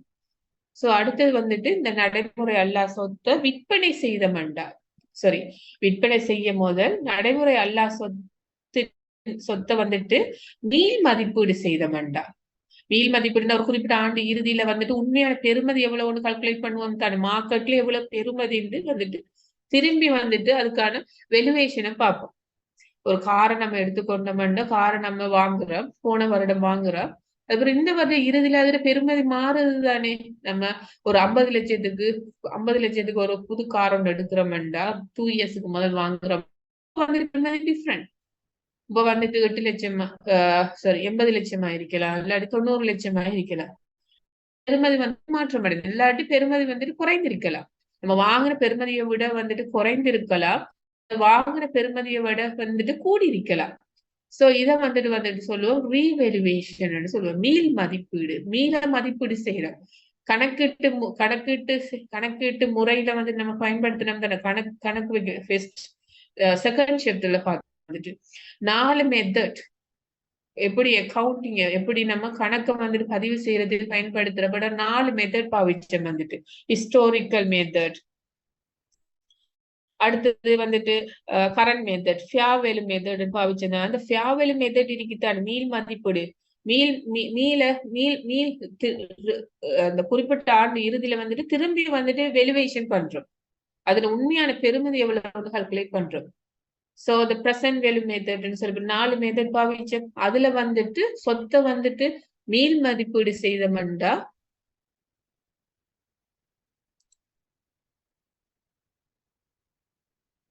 மீள் மதிப்பீடு செய்தோம்னா அதை வந்துட்டு சொல்றது அந்த குறிப்பிட்ட சொத்தோட பெருமதி வந்துட்டு அதிகரிக்கலாம் அல்லது குறைவடையலாம். குறிப்பிட்ட ஆண்டுல வந்துட்டு அந்த ஒவ்வொரு கம்பெனி பாலிசி வச்சிருப்பாங்க, ஒவ்வொரு அந்த குறிப்பிட்ட டேட்ல வந்துட்டு அதுல பெருமதி உண்மையான தற்போதைய பெருமதி எவ்வளவுன்னு கால்குலேட் பண்றோம். பெருமதி இப்ப கரண்டா மார்க்கெட்ல வந்துட்டு உள்ள பெருமதி எவ்வளவுன்னு கால்குலேட் பண்றோம். அப்படி கால்குலேட் பண்ணும் பொழுது என்ன நடக்கும், வாங்குவோம் தானே, அந்த கிரயத்துல வாங்குவோம் தானே, பர்ச்சேஸ் பண்ணக்குள்ள எவ்வளவு உண்மையா கொடுத்தோமோ அந்த பெருமதியில இருந்து கூடியிருக்கலாம் அல்லது குறைந்திருக்கலாம். சோ இந்த டைம்ல வந்துட்டு இதை வந்துட்டு எப்படி சொல்லுவோம்னா ரீவெலுவேஷன்ஸ், மீள் மதிப்பீடு. நடைமுறை அல்லா சொத்தை மீள் மதிப்பீடு செய்யறோம். மதிப்பீடு செய்யும் பொழுது கிரயத்துல வாங்கின பெருமதியில இருந்து பெருமதி கூடியிருக்கலாம் மீள் மதிப்பீடு டைம்ல, அல்லது குறைந்திருக்கலாம். கூடியிருக்குமெண்டா அதை வந்துட்டு ஒரு கெயின், அதுல இருந்து கூடின பெருமதிக்கும் குறிப்பிட்ட கிரயத்துக்கும் இடையில உள்ள டிஃப்ரெண்ட் வந்துட்டு இருக்குதாரு. பெருமான தேய்வு தவிர, பெருமான தேய்வை நம்ம கன்சிடர் பண்ணாம இரண்டுக்கும் இடையில உள்ள அந்த வெலு வந்துட்டு இப்பயே ஃபேர் வேல்யூ மெத்தட், ஃபேர் வேல்யூக்கும் அந்த குறிப்பிட்ட பொருளை வாங்கின அந்த பெருமதிக்கும் இடையில உள்ள வந்துட்டு வித்தியாசம் வந்துட்டு கெயினா இருக்கலாம், அதிகரிச்சிருக்குமெண்டா. நடைமுறை சொத்துட பெருமதி வந்துட்டு அதிகரித்து இருக்குமெண்டா அங்க ரீவெலுவேஷன் கெயின் வந்துட்டு இருக்கும், இலாபம் இருக்கும், மீள் மதிப்பீட்டு இலாபம் இருக்கும். குறைந்திருக்குமெண்டா மீள் மதிப்பீட்டு லாஸ். மீள் மதிப்பீட்டு லொஸ் வந்துட்டு ஏற்பட்டிருக்கு. அப்ப இந்த ரெண்டுக்கும் ரீவேல்யூவேஷன் கெயினுக்கும் லொஸ்ஸுக்குமான இரட்டை பதிவை பார்ப்போம். அடுத்து சில அட்ஜஸ்ட்மெண்ட் வந்துட்டு இந்த நடைமுறை அல்லா சொத்துல ரீவேல்யூவேஷன் கெயினுக்கும் லொஸ்ஸுக்கும் மீள் மதிப்பீடு செய்யும் சந்தர்ப்பத்துல பெருமதி வந்துட்டு கூடியிருக்கலாம் அல்லது குறைந்திருக்கலாம் அடிப்படையில அதுல லாபம் வந்திருக்கும் ரீவேல்யூவேஷன் கெயின் வந்துட்டு வரும். அது குறிப்பிட்ட நடைமுறை அல்லா சேர்த்து குறைந்திருக்கும்ல மதிப்பீடு குறைந்திருக்குமெண்டா அங்க ரீவேல்யூவேஷன் லாஸ் வந்துட்டு இருக்கும். சோ இதுக்கான இரட்டை பதிவை பார்ப்போம். வந்துட்டு ரீவேல்யூவேஷன் கெயின் இருக்குமெண்டா ஒரு சொத்துல பெருமதி வந்துட்டு அதிகரித்திருக்குமெண்டா அது வந்துட்டு கெயின் வந்துட்டு. சோ ரீவேல்யூவேஷன் கெயினுக்கான இரட்டை பதிவு என்னண்டா இரட்டை பதிவு வந்துட்டு அந்த ரீவெல்யூவேஷன் செய்த பெருமதி இருக்குத்தானே அது வந்துட்டு நடைமுறை அல்லா சொத்து கணக்குல வரவு வைக்கணும். ஒரு குறிப்பிட்ட சொத்து வாங்கினதுக்கும் அந்த குறிப்பிட்ட சொத்து மீள் மதிப்பீடு செய்யற அந்த மீள் மதிப்பீட்டுக்கும் இடையில உள்ள பெருமதி இருக்குத்தானே எவ்வளவு தர கூடி இருக்குதோ அதை வந்துட்டு நடைமுறை அல்லா சொத்து கணக்குல வரவு வைக்கணும். ஏன்னா அந்த அந்த அமௌண்ட் வந்துட்டு கூடுது அந்த சொத்துல பெருமதி வந்துட்டு கூடுது அடிப்படையில வரவு வைக்கணும்.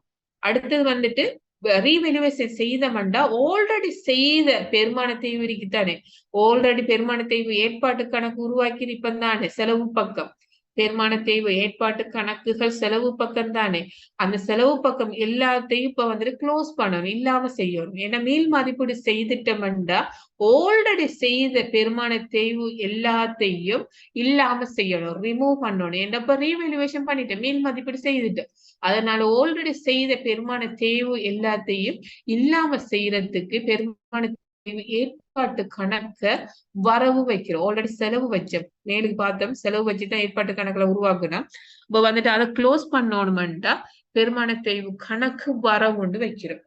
சோ இது ரெண்டுமே வரவு பக்கம் வாருது. இது ரெண்டும் வந்துட்டு வரவு பக்கம் வாருது. அடுத்தது ரீவேல்யூவேஷன்ஸ் ரிசர்வ் மீள் மதிப்பீட்டு ஒதுக்க கணக்கு. இந்த ஒதுக்க கணக்கு தான் வந்துட்டு ரீவெல்யூவேஷன்ஸ் பெருமதி கூடுனதுன்னு சொல்லி வரும். மீள் மதிப்பீட்டு ஒதுக்க கணக்குன்னு சொல்லி போட்டு செலவு வைக்கிறோம். மீள் மதிப்பீட்டு ஒதுக்க கணக்கு கெயின் வந்துட்டு மீள் மதிப்பீட்டு ஒதுக்க கணக்கு செலவு வந்துட்டு கெயின்னு சொல்றது என்ன வருமானம் தானே வருமானம் எல்லாம் செலவு மீதி தானே. சோ ரீவேல்யூவேஷன்ஸ் ரிசர்வ் அக்கௌண்ட் இதை வந்துட்டு தமிழ்ல சொல்வோம்னா மீள் மதிப்பீட்டு ஒதுக்க கணக்கு பெருமதி அதிகரித்திருக்குமெண்டா ஒதுக்க கணக்கு செலவுல வந்துட்டு வைக்கணும். சோ இதுக்கான ஒரு கணக்கை நம்ம சொல்றேன் வந்துட்டு 1 லட்சம் பெருமதியான சொத்து ஒன்று வாங்குறோம் 1 லட்சம் இதுக்கான ஆயுள் காலம் வந்துட்டு 10 years. அப்போ ஒரு வருடத்துக்கான பெருமான தேய்வு எவ்வளவோ 10,000. 1 லட்சம் பெருமதியான சொத்து 10 வருடம் யூஸ் பண்றோம் அதனால ஒரு வருடத்துக்கான பெருமான தேய்வு 10,000. ஓகே சோ இப்ப 2 வருடம் பாவிக்கிறோம் 2 வருடம் பாவிக்கிறோம் 2 வருடம் பாவிச்சோம்னா மொத்தமாக எவ்வளவு தேய்வு வந்துட்டு ஒரு வருடத்துக்கு 1 லட்சம் சாரி ஒரு வருடத்துக்கு 10,000 2 வருடத்துக்கு பாவிச்சோம்னா எவ்வளவு வரும் டோட்டல் எவ்வளவு பெருமான தேய்வு அடைந்திருக்கு 20,000.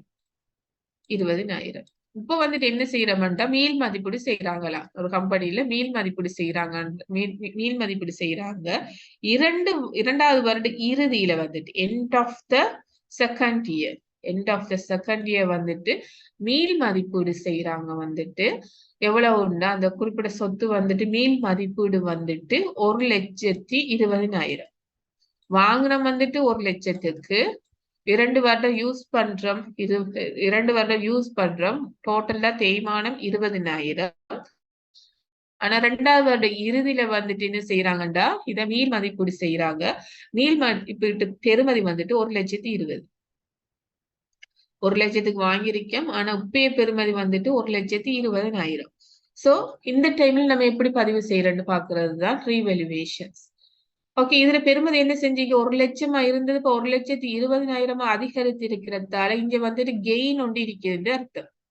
சரியா இதுக்கான இரட்டை பதிவு வந்துட்டு பார்த்தோம் வந்துட்டு அது இப்ப பதிவு செய்வோம் வந்துட்டு நடைமுறை அல்லா சொத்து கணக்கு ஆல்ரெடி நம்ம எவ்வளவு பதிவு செய்திருப்போம் மீள் மதிப்பீடு செய்ய முதல் எவ்வளவு பதிவு செஞ்சிருப்போம்? 1,00,000. இப்ப வந்துட்டு எவ்வளவு தலை கூடுது? வந்துட்டு 1,00,000 இருந்து 1,20,000 கூடுறதால எவ்வளவு கூடி இருக்குது? 20,000 கூடியிருக்கு. அப்ப இப்ப எவ்வளவு மேலதிகமாக நம்ம வரவு வைக்கணும்? அந்த சொத்து கணக்குல வந்துட்டு மேலதிகமா எவ்வளவு வரவு வைக்கணும்? 20,000. ஆல்ரெடி 1,00,000 1,00,000 வச்சு ஆல்ரெடி கணக்கு உருவாக்கிட்டேன். இப்ப மீள் மதிப்பீடு செஞ்சதுக்கு பிறகு எவ்வளவு தலை கூடுது? வந்துட்டு 20,000 கூடுறதால எவ்வளவு மேலதிகமாக அந்த சொத்து கணக்குல வரவு வைக்கணும்? 20,000. இப்ப 20,000 வச்சோம்னா அப்ப பெருமதி வந்துட்டு 1,20,000 மாறிடும். சரியா? அப்ப 20,000 கூடுதுன்னு வைக்கிறோம். அடுத்தது வந்துட்டு தேய்மான ஏற்பாட்டு கணக்கு இல்லாம செய்யணும். ஒரு மீள் மதிப்பீடு செய்ய முதல் எவ்வளவு பெருமான தேய்வு டோட்டலா செய்தோம்னா அதை க்ளோஸ் பண்ணணும். ஏன்டா மீள் மதிப்பீடு செய்தோம்னா அந்த தேய்மானம் தேவையில்லதானே? இந்த தேய்மானம் இல்லைன்ற அர்த்தம். அந்த மீள் மதிப்பீடு செய்தோம்னா ஆல்ரெடி செய்த தேய்மானம் இல்லைன்ற அர்த்தம். சோ அந்த ஆல்ரெடி செய்த பெருமான தேய்வு ஏற்பாட்டு கணக்கப்ப க்ளோஸ் பண்ணணும். க்ளோஸ் பண்றா என்ன செய்யணும்? பெருமான தேய்வு ஏற்பாட்டு கணக்கு வரவுண்டு வைக்கிறோம். சோ எவ்வளவு வரும்? வந்துட்டு வரவு ஆல்ரெடி எவ்வளவு செய்திருக்கோம்? 2 வருடத்துக்கு பாவிச்சிட்டேன் தானே. 2 வருடத்துக்குமான தேய்வு எவ்வளவு? 20,000. சோ இதுல வந்துட்டு 20,000 இல்லாம செய்யறதுக்காக வேண்டி வரவுல வைக்கிறோம் 20,000. ரெண்டையும் கூட்டினோம்னா எவ்வளவு? வந்துட்டு 40,000 மீள் மதிப்பீட்டு ஒதுக்க கணக்குல வைக்கிறோம். அது எப்படி 40,000 நம்ம கால்குலேட் பண்ண தெரிஞ்சிருக்கணும். ரெண்டையும் கூட்டி 2 வரவையும் கூட்டினா வாரதுதான் செலவு பக்கம் வரும். மீள் மதிப்பீட்டு ஒதுக்க கணக்கு 40,000. இது எப்படின்னு நம்ம இப்ப பார்ப்போம். வந்துட்டு எப்படி நம்ம இதை 2 கூட்டாமலுக்கு எப்படி நம்ம ஓனா கால்குலேட் பண்றேன்னு தெரிஞ்சிருக்கணும். சோ 1,00,000 பெறுமதி. இதுல வந்துட்டு இந்த குறிப்பிட்ட சொத்து வந்துட்டு எவ்வளவோ 1,00,000. இந்த 1,00,000 எவ்வளவு நம்ம பாவிச்சிட்டோம்? 20,000 பாவிச்சிட்டோம். 20,000 ரூபாய் பாவிச்சிட்டோம்னா பெருமான தேய்வடைந்துட்டு 20,000. அப்ப 20,000 கழிச்சோம்னா மிகுதியா வாரது எவ்வளவு? 80,000. தேறிய புத்தக பெருமதி எவ்வளவு? 80,000. டிப்ரிசியேஷனை கழிச்சதுக்கு பிறகு உள்ள பெருமதி வந்துட்டு என்ன? நெட் புக் வேல்யூன்னு சொல்லுவோம். நெட் புக் வேல்யூ வந்துட்டு 80,000. இப்ப இந்த 2வது வருட இறுதியில உள்ள பெருமதி, இது second year end of the second இயர்ல உள்ள பெருமதி. ரீவேல்யூவேஷனுக்கு முதல் 2வது வருட இறுதியில உள்ள பெருமதி எவ்வளவு? 80,000.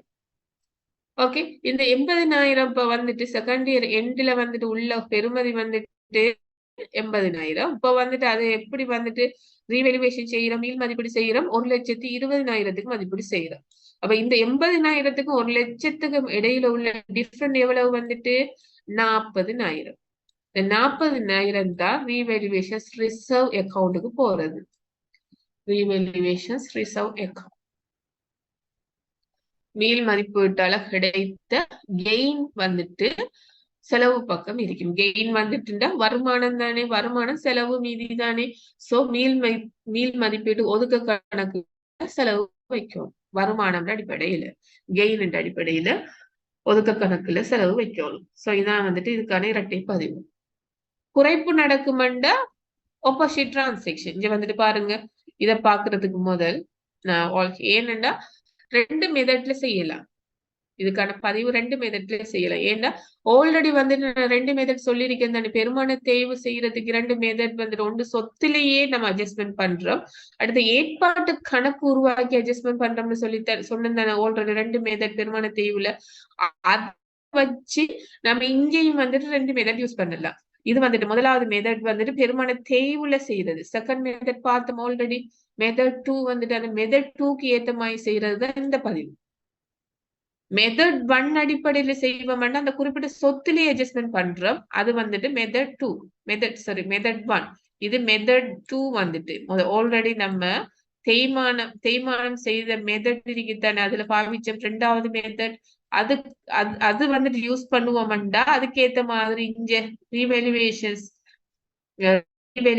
மீள் மதிப்பீடு வந்துட்டு இப்படி செய்யணும். மெத்தட் 1 யூஸ் பண்ணணும். அந்த குறிப்பிட்ட சொத்துலயே நம்ம அட்ஜஸ்ட்மெண்ட் பண்ணினோம்டா அந்த டைம்ல ரீவேல்யூவேஷன் செஞ்சோம்னா அதுக்கான பதிவு இப்படி செய்யணும். ஏற்பாட்டு கணக்கு இல்ல, அந்த குறிப்பிட்ட சொத்துலயே அட்ஜஸ்ட்மெண்ட் பண்றோம். குறிப்பிட்ட சொத்துலயே அட்ஜஸ்ட்மெண்ட் பண்றோம். ஆனா வந்துட்டு உங்களுக்கு தெரிஞ்சுக்கணும், மெத்தட் 1 மெத்தட் 2 இருக்குதானே பெருமான தேய்வு. ஆனா வந்துட்டு அக்கவுண்டிங் ஸ்டாண்டர்ட் வந்துட்டு யூஸ் பண்றாங்க மெத்தட் 2. ஏற்பாட்டு கணக்கு உருவாக்கி செய்யறதுதான் சிறந்த முறையா. குறிப்பிட்ட சொத்துலயே அட்ஜஸ்ட்மெண்ட் பண்ணாமலுக்கு ஏற்பாட்டு கணக்கு உருவாக்கி செய்யறதுதான் சிறந்த முறையா. அக்கவுண்டிங் ஸ்டாண்டர்ட் வந்துட்டு சொல்றது வந்துட்டு ஏற்பாட்டு கணக்கு உருவாக்கி செய்யறது. சோ மெத்தட் 2 தான் சிறந்த மெத்தட். மெத்தட் 2 தான் வந்துட்டு சிறந்த மெத்தட் வந்துட்டு பெருமான தேவை. சோ இங்க வந்துட்டு 2 மெத்தட் நம்ம விளங்கி கொள்ளணும். சோ 2வது மெத்தட் தான் வந்துட்டு பெருமான தேவை உருவாக்கி செய்யறது. சோ அப்படி அந்த மெத்தடை யூஸ் பண்ணும் பொழுது மீள் மதிப்பீடு செய்தோம்னா அதுக்கான பதிவு ஏற்பாட்டு கணக்கு உருவாக்கித்தான் செய்யும். சரியா, மெத்தட் 1 யூஸ் பண்ணினோம்டா அந்த குறிப்பிட்ட சொத்திலேயே வந்துட்டு அட்ஜஸ்ட்மெண்ட் பண்ணினோம்டா இந்த குறிப்பிட்ட சொத்திலேயே வந்துட்டு மாற்றம் ஏற்படுது. நடைமுறை எல்லா சொத்து கணக்குலேயே அந்த ஃபேர் வேல்யூவை வந்துட்டு போடுறோம், சந்தை பெறுமதியை வந்துட்டு போடுறோம். இப்ப சந்தை பெறுமதி எவ்வளவுத்தால கூடுது? 1 லட்சமா இருந்த அமௌண்ட் வந்துட்டு 1 லட்சமா இருந்தது. இப்ப வந்துட்டு என்ன செய்யறோம், 2 வருடத்துக்கு யூஸ் பண்றோம்டா 20,000 டிப்ரிசியேஷன் அடைஞ்சிட்டு தானே. அப்ப 1 லட்சத்துல இருந்து 20 லட்சம்னா 80,000 வந்துட்டு எண்ட் ஆஃப் த செகண்ட் இயர்ல உள்ள பெறுமதி 80,000. இந்த 80,000த்துக்கும் 1 லட்சத்துக்கும் 1,20,000த்துக்கும் இடையில உள்ள டிஃபரண்ட் எவ்வளவு? 40,000. சோ இதுல வந்துட்டு 40,000 வரவு பக்கம். ஏன்னா அந்த குறிப்பிட்ட சொத்துலயே டிப்ரிசியேஷன் செய்யறோம். அதான் வந்துட்டு மெத்தட் 1.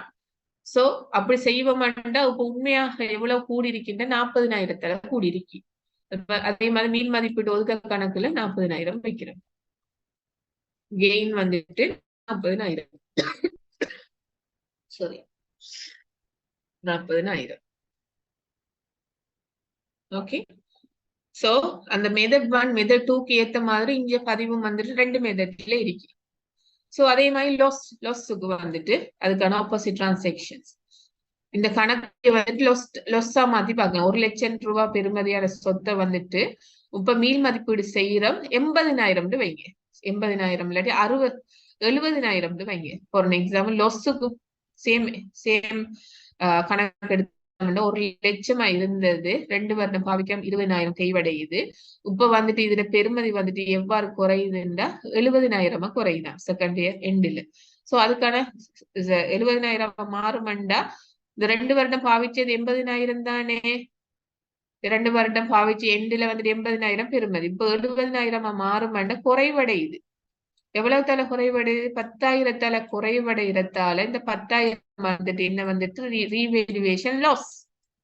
இது வந்துட்டு லாஸ் வந்துட்டு இந்த லாஸுக்கான இரட்டை பதிவு ஆப்போசிட் டிரான்சாக்ஷன் ஆல்ரெடி செய்யறதுக்கு ஆப்போசிட் டிரான்சாக்ஷன்.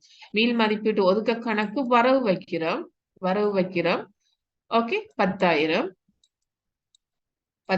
லாஸ் வந்துட்டு 10,000. தேய்மான ஏற்பாட்டு கணக்கு இல்லாமக்கணும் தானே, அதுவும் வந்துட்டு வரவு. 2 மெத்தட்ல கெயின்லயும் லாஸ்லயும் வந்துட்டு பெருமானத்தை ஏற்பாட்டு கணக்கு வரவுதான். ஏன்னா பெருமானத்தை இல்லாம செய்யறதால அது வரவு வச்சாதான் இல்லாம ஆகும். சோ ஏற்பாட்டு கணக்குல வரவு வைக்கிறோம். ஆல்ரெடி செய்திருக்கிறோம் 20,000 ரூபாய் வந்துட்டு ஆல்ரெடி பெருமானத்தையும் நடந்திருக்கு. சோ அது வரவு. இப்ப நடைமுறை எல்லா சொத்து கணக்குல எவ்வளவு வரும் வந்துட்டு 30,000 வரும். 30,000 ரூபாய் வரும். ஏன்னு சொல்லுங்க, 30,000 நடைமுறை எல்லா சொத்து கணக்கு கிரயத்துல இருக்கிறது. மெத்தட் 2 வந்துட்டு பாவிக்கிறோம். கிரயத்துல எந்த ஒரு மாற்றமும் இல்லை, அந்த சொத்துல எந்த ஒரு மாற்றமும் இல்லை, கிரயத்திலேயே எப்பயும் இருக்கும். இப்ப கிரயத்துல இருக்கும்னு எப்படி கம்பேர் பண்ணணும்? 1 லட்சம் ரூபாய் பெருமதி அது வந்துட்டு எவ்வளவால வந்துட்டு ரீவேல்யூவேட் பண்றோம் வந்துட்டு 70,000 ரீவேல்யூவேட் பண்றோம். சோ கிரயத்தை எடுத்துக்கொண்ட வேண்டாம். 1 லட்சத்துக்கு அந்த 70,000த்துக்கு இடையில உள்ள டிஃபரண்ட் எவ்வளவு? 30,000. சோ அல்லது நீங்க வந்துட்டு மெத்தட் 1 யூஸ் பண்ணலாம். குறிப்பிட்ட சொத்துலயே அட்ஜஸ்ட்மெண்ட் பண்ணினோம்டா மீள் மதிப்பீடு ஒதுக்க கணக்கு வர லொஸ்ஸின் அடிப்படையில 30,000 வரும். 30,000